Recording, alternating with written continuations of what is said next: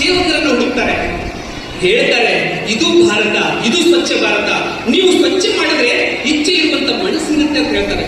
ಅದು ಪರಮ ಪೂಜ್ಯ ಬಾಪೂಜಿ ಅವರು.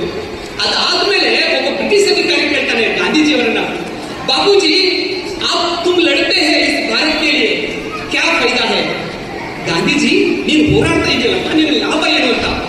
ಲಾಭ ಏನು ಹೇಳ್ತಾರೆ ಗೊತ್ತಾ ಗಾಂಧೀಜಿಯವರು? ಬ್ರಿಟಿಷರೇ, ನೀವು ನಮಗೆ ಕೊಡುವಂತಹ ಈ ಶಿಕ್ಷೆ ಏನಿದೆಯಲ್ಲ, ಗುಲಾಮಿ ಪದ್ಧತಿ ಏನಿದೆಯಲ್ಲ, ಇದರಿಂದ ಮುಕ್ತವಾದಾಗ ಒಬ್ಬ ಸ್ತ್ರೀ ಮಧ್ಯರಾತ್ರಿಯಲ್ಲಿ ಸ್ವ ಇಚ್ಛಾಚಾರದಿಂದ ತಾನು ನಿರರ್ಗಳವಾಗಿ ನಡೆಯುತ್ತೇನೆ ಅನ್ನುವಂತಹ ಭಾವನೆಯನ್ನು ಕೊಡ್ತಾಳಲ್ವಾ, ಅವಾಗ ನಮಗೆ ಪರಿಪೂರ್ಣವಾದ ಸ್ವತಂತ್ರ ಈ ಭಾರತ ಬರುತ್ತೆ ಅಂತ ಹೇಳ್ತಾರೆ. ಅಂತಹ ಭರತ ಭೂಮಿಯಲ್ಲಿ ನೀವು ಹುಟ್ಟಿದ್ದೀರಿ. ಇನ್ನೊಂದ್ಸರಿ ವಿಚಾರ ಆಗುತ್ತೆ ಗಾಂಧೀಜಿಯವರಿಗೆ. ಒಬ್ರು ಕೇಳ್ತಾರೆ, ಗಾಂಧೀಜಿ ನೀವು ಅಷ್ಟು ಪುಸ್ತಕಗಳನ್ನು ಬರೆದಿದ್ದೀರಿ, ನ್ಯಾಯಸಮ್ಮತವಾಗಿದೆಯಾ? ಸತ್ಯ ಬಂಧುಗಳೇ, ನೀವು ನೆನಪಿಟ್ಕೊಳ್ಬೇಕು, ಕೈ ಬೆರಳುಗಳು ಎಷ್ಟಿದೆ? 10 ಇದೆ ಅಲ್ವಾ? ಅದರಲ್ಲಿ ಒಂದು ಬೆರಳನ್ನ ಅದು ನಮ್ಮ ಮಗುವಿಗೆ ಕಲಿಸ್ತೇವೆ ಅನ್ನುವಂಥ ಭಾವನೆಯನ್ನು ನೀವು ರೂಪಿಸಿಕೊಳ್ಬೇಕು ಇವತ್ತಿನ ಈ ಪೂರ್ಣವಾದ ವೇದಿಕೆಯಲ್ಲಿ. ಏನ್ ಗೊತ್ತಾ?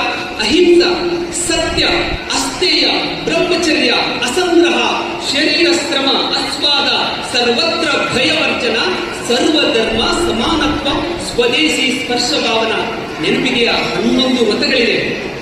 ಏನ್ ಹೇಳ್ತಾರೆ ಗೊತ್ತಾ ಅವರು?